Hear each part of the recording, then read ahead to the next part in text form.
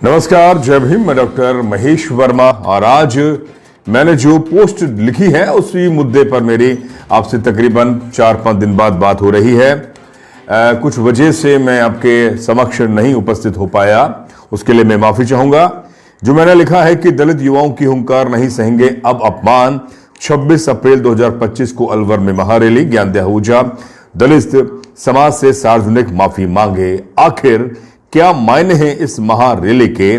और आज जो मैंने आपके सामने अभी जो बात उठाई है इसी मुद्दे पर आपसे मैं आज बात करने जा रहा हूं। जैसे कि अभी आपने पढ़ा है, मैं बिल्कुल मैं अभी शाम को जब अपने ऑफिस में बैठा तो मैंने देखा कि मुझे एक विज्ञापन या कहें कि एक महारैली का विज्ञापन मेरे सामने मैंने फेसबुक पे था, उसको मैंने पढ़ा और उसके जो निवेदक हैं उनमें से एक रेणी के सामाजिक कार्यकर्ता हैं, उनसे मेरी बात हुई। भागचंद बैरवा जी से मेरी बात हुई और उनसे मेरा सवाल यही था कि ये जो महारैली 26 अप्रैल 2025 को अलवर में आयोजित आप करने जा रहे हैं, उसके क्या मायने हैं? क्या ये सिर्फ और सिर्फ टीकाराम जूली जी के सम्मान में है या समस्त दलित समाजों पर जो लगातार उत्पीड़न अत्याचार की घटनाएं आए दिन हो रही हैं? राजस्थान बिल्कुल अछूता नहीं है। अभी भीलवाड़ा का भी आपने एक प्रकरण देखा जिसमें 2 बच्चे छत्तीसगढ़ में आइसक्रीम बनाने की जो आइसक्रीम की जो ठेली होती है उसको चलाने के लिए या वहां पर काम करने के दौरान उनके जो मालिक हैं या उन्होंने किस तरह से मारा और पीटा, करंट लगाया। अब जब वो अपने गांव पहुंचे तो यहां पर भी पुलिस ने उसको बहुत गंभीरता से नहीं लिया। अभी खेडली के अंदर 2 वाल्मीकि समाज के एक तकरीबन 50-55 साल का व्यक्ति और एक तकरीबन 15 साल का जो युवक है, उसकी गैस जो सीवर लाइन है उसमें सफाई करने के दौरान गैस से उसकी मौत हो गई। अब आप देखें कि ये मुद्दे तो बिल्कुल अभी हाल ही के मुद्दे हैं। अभी भरतपुर में एक मुद्दा जहां पर एक महिला अपने पति के लिए जो किडनैप कर लिया गया और उसको लगातार एसपी के सामने गुहार लगाती है और फेसबुक पर भी वो कहती है, वीडियो भी जारी करती है, उसके पति की डेड बॉडी या यूं कहें कि एक सुनसान जंगल में पेड़ से लटका हुआ उसके शव मिलता है। ये मुद्दे सिर्फ टीकाराम जूली तक ये अगर महारैली है या उसके सम्मान में है, ज्ञान आहूजा से सार्वजनिक दलित समाज के सम्मान में अगर माफी मांगने तक से है, तो मुझे लगता है कि ये महारैली के बहुत ज्यादा मायने नहीं है, बहुत ही ज्यादा इसका औचित्य नहीं होगा। मैं अब आपको दिखा देना चाहता हूं, ये इश्तिहार है जिसमें साफ आपको उल्टा दिख रहा होगा, महारैली ज्ञान आहूजा दलित समाज से सार्वजनिक माफी मांगे, दलित युवाओं की हुंकार नहीं सहेंगे अब अपमान। साथियों, ये जो मैंने अब आपके सामने बातें रखी हैं, अब सवाल अब आपसे है।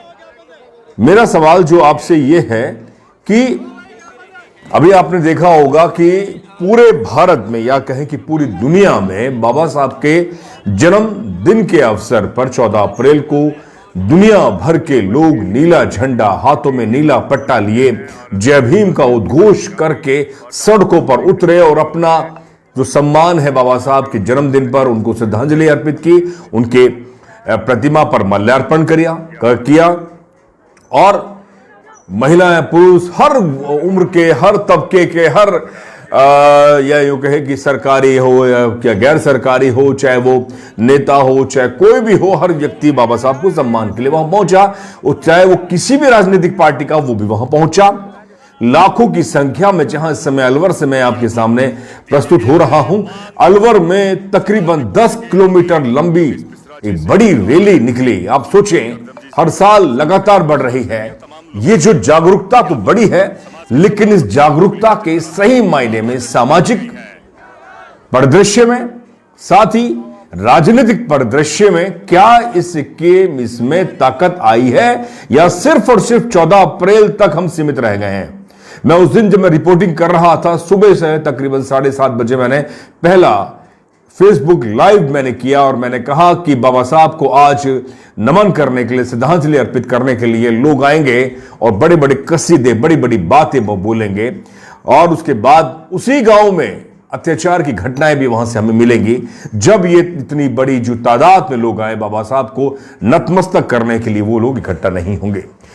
अभी मैंने जो आपके सामने जो इश्तिहार या विज्ञापन या यूं कहें जो महारैली का है सूचना है आप तक पहुंचाई, ये दिखाया है कि 26 अप्रैल को अलवर में समस्त दलित समाज, अब समस्त दलित समाज में कौन लोग हैं या कौन से संगठन है, कौन से किस राजनीतिक पार्टी के लोग हैं, कौन कौन लोग हैं, ये बड़ी बात है। अलवर में बाबा साहब का जो सर्किल है, अम्बेडकर सर्किल है, वहां से लेकर अपना घर शालीमार जहां पर ज्ञानदेव आहूजा का निवास है वहां तक ये रैली जाएगी और ज्ञानदेव आहूजा से सार्वजनिक माफी मांगने के लिए एक विरोध प्रदर्शन किया जाएगा। मैं ये आपसे कह रहा हूं कि समस्त दलित समाज के लिए। ये अब सवाल यह है, टीकाराम जूली जी नेता प्रतिपक्ष है और एक बड़ी आवाज है कांग्रेस में, उनके सम्मान में अगर ये रैली निकलती है तो मुझे लगता है कि ये दलित समाज अपने आप को छोटा साबित कर रहा है। मैं जानबूझ के कह रहा हूं, मैं टीकाराम जूली की सम्मान की बात नहीं आ रही, मैं दलित समाज के सम्मान की बात कर रहा हूं। क्योंकि अगर सिर्फ और सिर्फ इसी मुद्दे पर अगर महारैली निकलती है तो मुझे लगता है ये रैली के मायने और इसके जो उसका एक बड़ा जो व्यापक जो आयाम होना चाहिए वो बहुत छोटा हो जाएगा। क्योंकि आए दिन लगातार घटनाएं हो रही हैं। अभी आपने हाल में देखा कि डीसी बैरवा जो कि विधायक हैं, कांग्रेस के जनरल सीट से चुनाव जीतते हैं और उन्होंने बाबा साहब की जयंती के अवसर पर एक जगह वो सभा कर रहे थे। उन्होंने वैज्ञानिक, तार्किक और आडंबर अंधविश्वास को धज्जियां उड़ाते हुए अपने समाज को इंगित करते हुए, दलित समाज, पिछड़ा समाज, वंचित समाज को इंगित करते हुए उन्होंने एक भाषण में उन्होंने साफ तौर पे कहा कि मंदिर जाने से आपका भला नहीं होगा, आपको लिखना पढ़ना होगा, पढ़ाई लिखाई करनी होगी, नौकरी करनी होगी, काम धंधे करने होंगे, वैज्ञानिक बने और मंदिर से आपको सिर्फ और सिर्फ आडंबर, अंधविश्वास, पाखंड ही मिलेगा और अगर वहां आप जाते हैं तो आप पिछड़े के पिछड़े रह जाएंगे और आप वहां से अपनी जो चेतना होनी चाहिए उसका संचार नहीं कर पाएंगे। आप सोचिए कि ये विधायक बोल रहे हैं, जिम्मेदार नागरिक हैं, जनप्रतिनिधि हैं, कांग्रेस के हैं और आपको शायद ध्यान होगा उसके बाद में लगातार उन पर जो गाली गलौज, धमकियां लगातार उनको मिल रही हैं।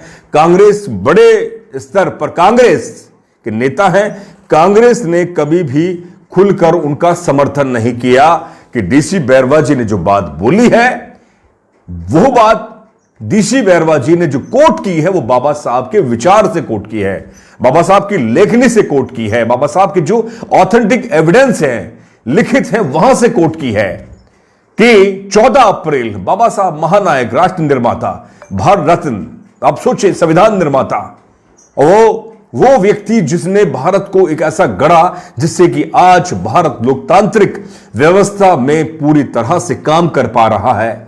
अब कितना काम कर पा रहा है उस पर लगातार लोग सवाल उठाते हैं। संविधान कितना जमीन पर उतर पाया है, कितना क्रियान्वित हो पाया है, इंप्लीमेंट हो पाया है, वो उस पर लगातार लोग सवाल उठाते हैं, प्रदर्शन करते हैं, न्याय मांगते हैं और व्यवस्था से सवाल करते हैं कि जो राज्य की व्यवस्था है, राज्य जहां से शुरुआत होती है पुलिस थाने से, पुलिस चौकी से, वहां पर दलित समाज, पिछड़ा समाज, वंचित समाज का व्यक्ति जब अपनी रिपोर्ट लिखवाने जाता है तो वहां का जो पुलिस का जो एक छोटा सा सिपाही है वो भी उससे सम्मान से बात नहीं करता। यानी कि अभी भी संविधान जमीन पर, संविधान के जो कानून, जो धाराएं हैं, जो अनुच्छेद हैं, जो उसकी ताकत है, वो अभी सामान्य नागरिक को नहीं मिल पाई है या उसको लग नहीं पा रहा है कि मैं भी भारत का वो नागरिक हूं जिसके लिए हमारे क्रांतिकारियों ने आजादी का इतना बड़ा संघर्ष किया था। तो डीसी बैरवा जी जो हैं विधायक है कांग्रेस के, दलित समाज से आते हैं। आप समझे जब उन्होंने बात बोली कि मंदिर से ज्यादा अच्छा है पढ़ाई लिखाई करें, कोई मंदिर जाता है, कुछ की आस्था है, वो उसकी आस्था है, हम किसी पर टीका टिप्पणी नहीं कर रहे, किसी धार्मिक टीका टिप्पणी नहीं कर रहे। उन्होंने साफ तौर पे कहा कि मंदिर से ज्यादा है कि आप पढ़ाई लिखाई करें, अपने काम धंधे पर ध्यान दें, तब जाके आपकी उन्नति तरक्की होगी। और यही बात मैं आपको बता दूं, करोड़ीलाल भैंसला जो कि गुर्जर समाज के एक उद्धारक नेता थे।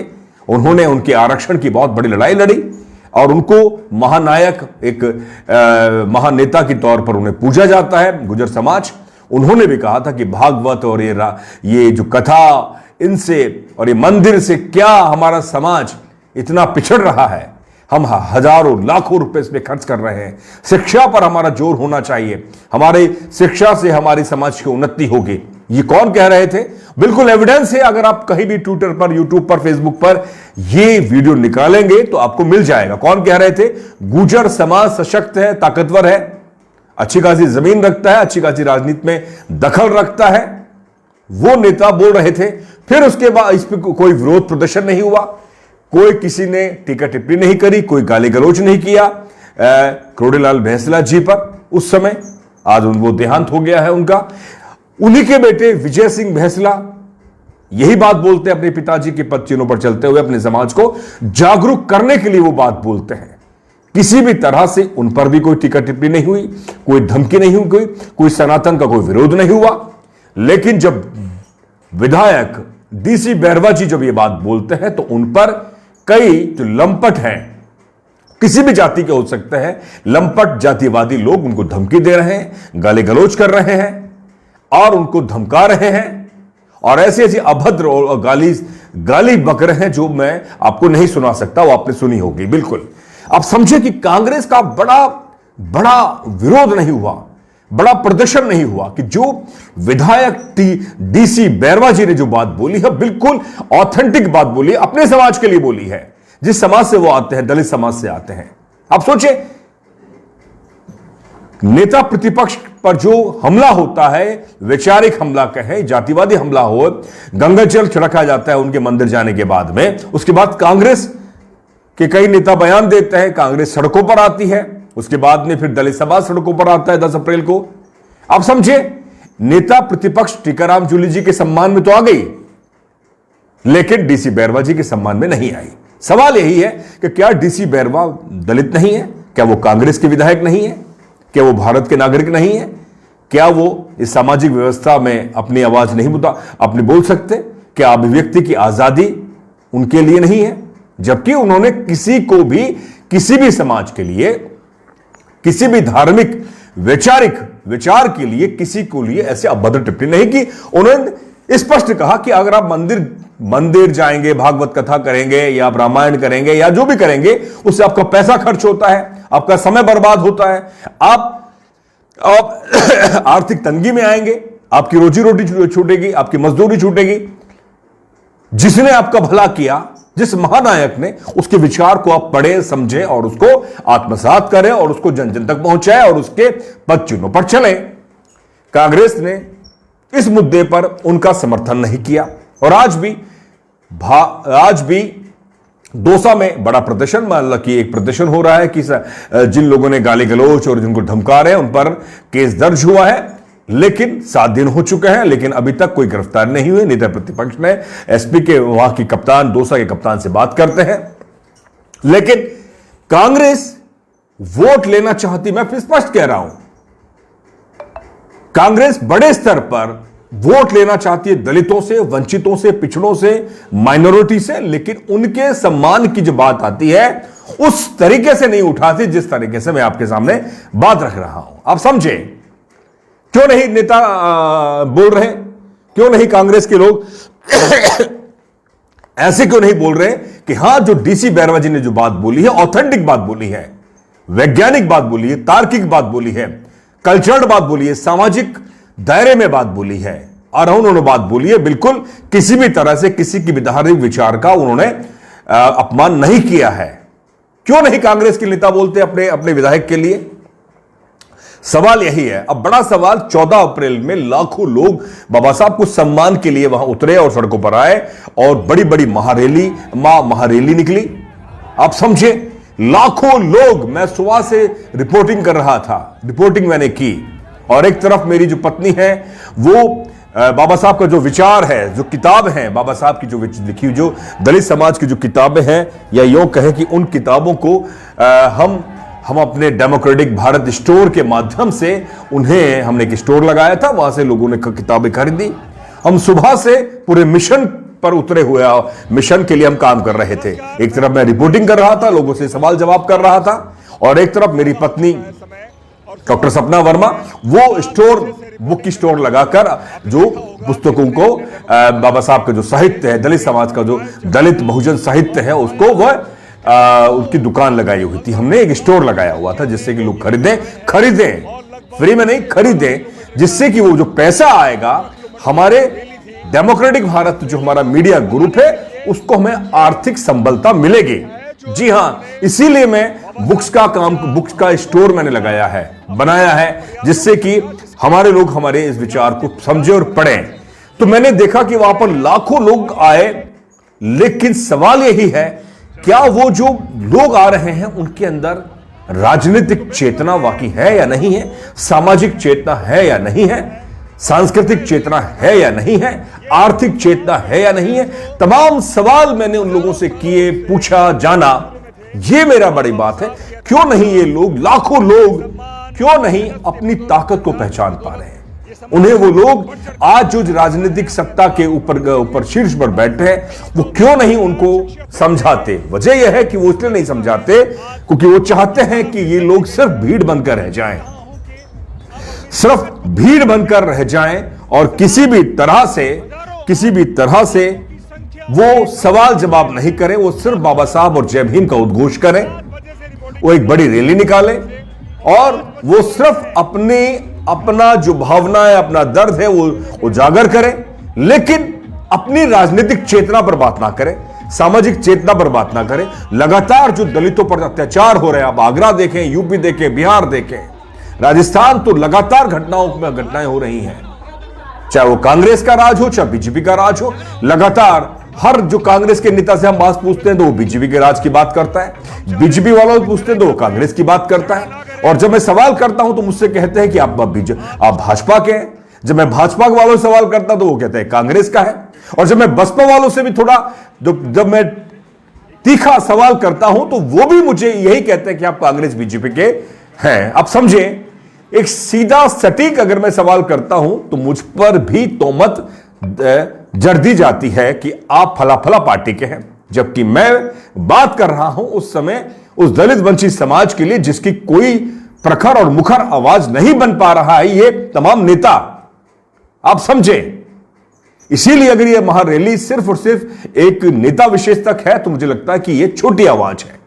इतना बड़ा आवाम, करोड़ों लोग इस देश में, 25% दलित समाज इस देश में रहता है, और तकरीबन 8 से 10% आदिवासी है, 32-35% इस देश की आबादी है। आप सोचें, वो आज सिर्फ वोटर बनकर रह गया, मतदाता बनकर रह गया, और वो क्यों नहीं अपने आप को सशक्त कर पा रहा, क्यों नहीं अपने नेताओं से सवाल कर पा रहा।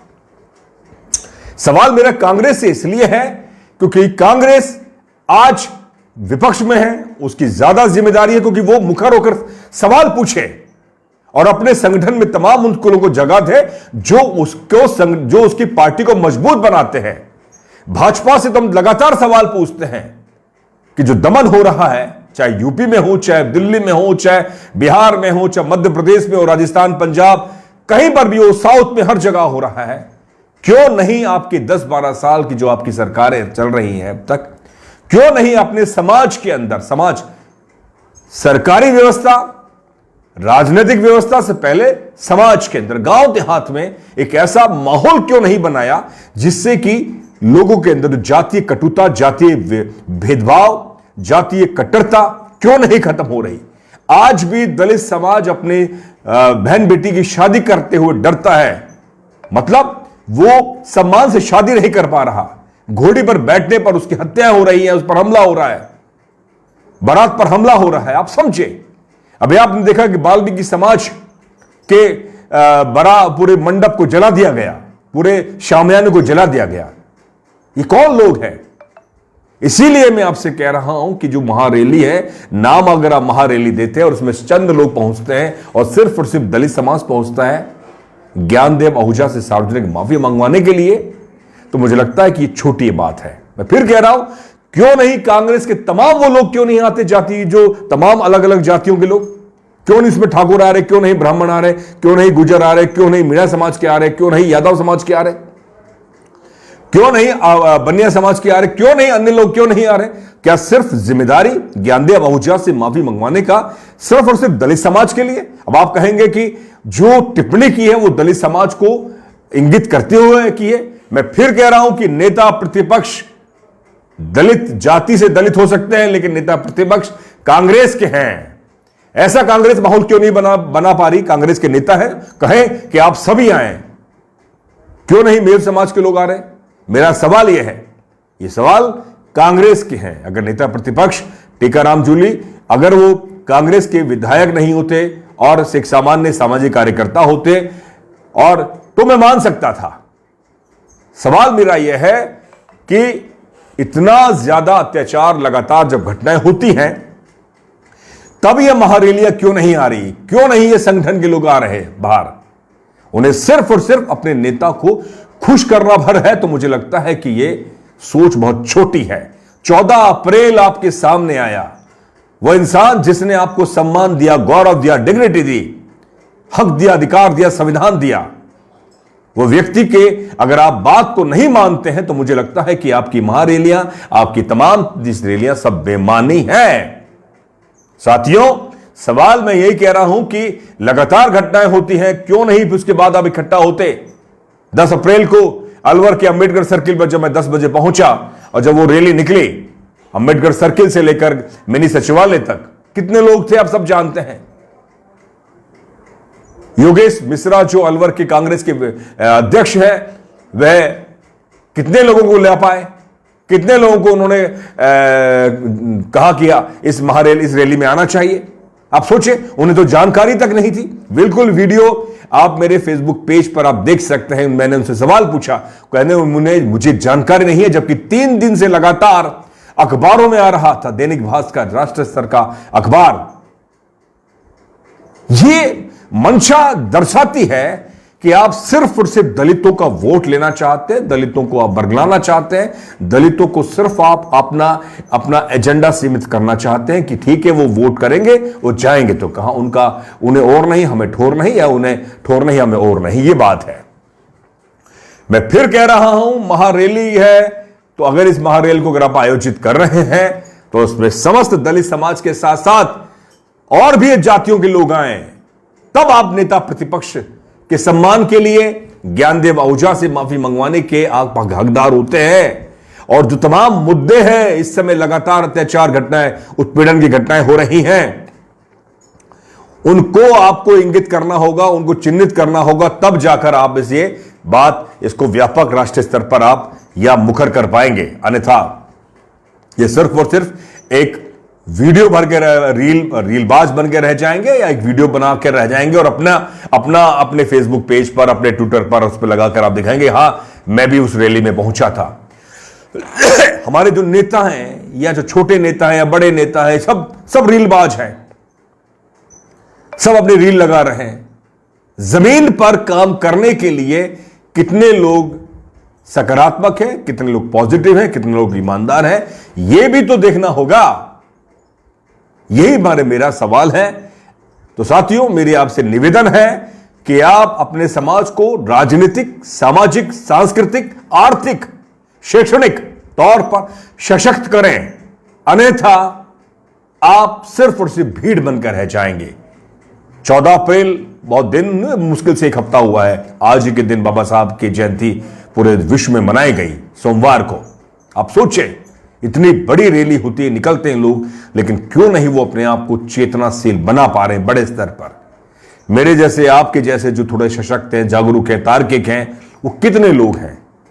ये बड़ी बात है। हम अपनी आवाम को समझाएं कि बहुत दिन हो गया, बहुत कुछ हो गया, अब हमें वाकई अपनी राजनीतिक, सामाजिक, सांस्कृतिक, शैक्षणिक और आर्थिक मुद्दे पर अपने लोगों को जागरूक करना होगा और बताना होगा तमाम राजनीतिक पार्टियों की मेरे इतने वोट हैं, मेरी इतनी ताकत है, मेरी इतनी बड़ी आवाज है, अब बताओ आप हमारे लिए क्या कर रहे हैं।